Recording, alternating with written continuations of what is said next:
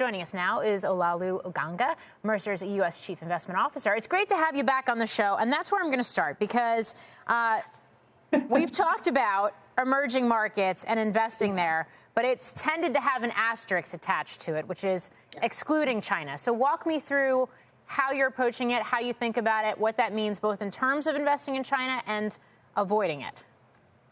Yes, it is a nuanced approach, right? Because if you start thinking about the emerging market complex, and we group them together, but we really shouldn't.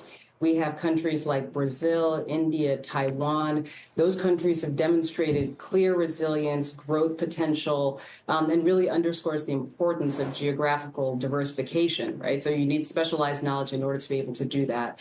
Now, for institutional investors, adopting a long-term view and a diversified investment approach is key to weathering a lot of the volatility. So if you think of China, U.S.-China relationship has significant implications on global investment strategy, policy shifts, you name it. China is over a quarter of the emerging market index.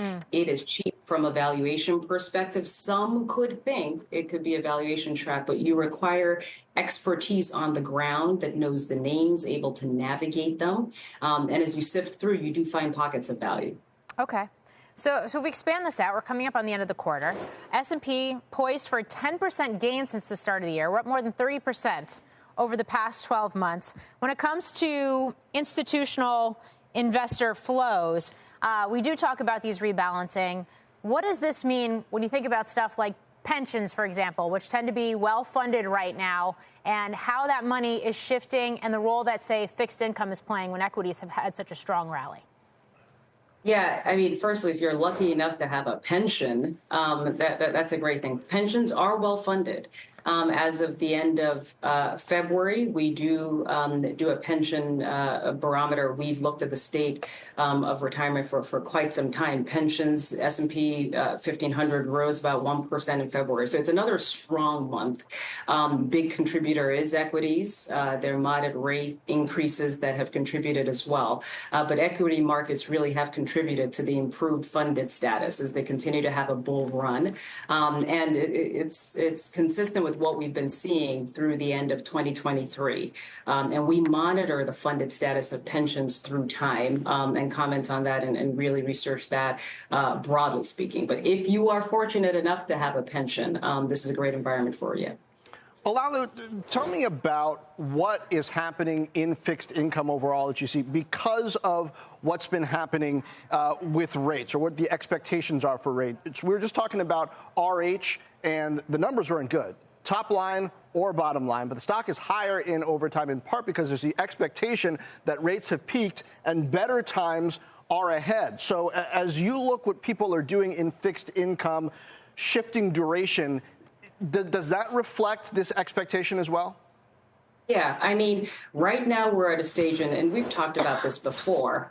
We have rates where they are, it's poised to go lower, but we're seeing adjustments to fixed income duration, particularly for a lot of the large asset owners. Like 3/4 of them believe that their fixed income portfolios are resilient now, like we've seen inflation where they are. They've adjusted their duration. Initially, it was a lot more shorter duration type of assets. They've extended duration to the 5-6 year bucket to be able to take advantage of the higher rates.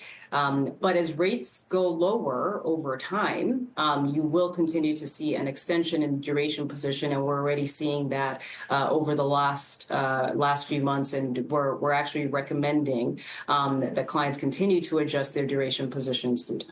So, Olaolu, in a way, is that a return, or at least an expected return to a kind of normalcy? I mean, if rates were this high in an ordinary market, you would expect investors with balanced portfolio desires to be locking in some of those higher rates for a longer period of time. But while we got, AI stocks running and big tech continuing to power higher, a lot of investors might have hesitated to do that, right? Correct. Now, That if you are, and we also have talked about this, if you're day trading your portfolio, if you have shorter time horizons, if you're moving your portfolio between equities and fixed income frequently, then yes, equities are attractive right now. They're at record highs. They continue to be at record highs, but that could quickly change. The clients that we're talking to is making sure that you are not making knee-jerk reaction and you continue to be balanced. Now, if you're continuing to be balanced, it means that for diversification, you should continue to have equities, fixed income, other asset classes that are in there for diversifiers if and when we see the markets change. And those drawdowns happen, they're quick. They're really quick, and we make sure that clients have their portfolios protected in that event. But with regards to fixed income, yes, you do have bonds. They're a constant staple in your portfolio, and then you look for other tools for diversification. All right. Maybe we can learn something from the big money there. Olaolu Aganga, thank you, Mercer's U.S. Chief Investment Officer.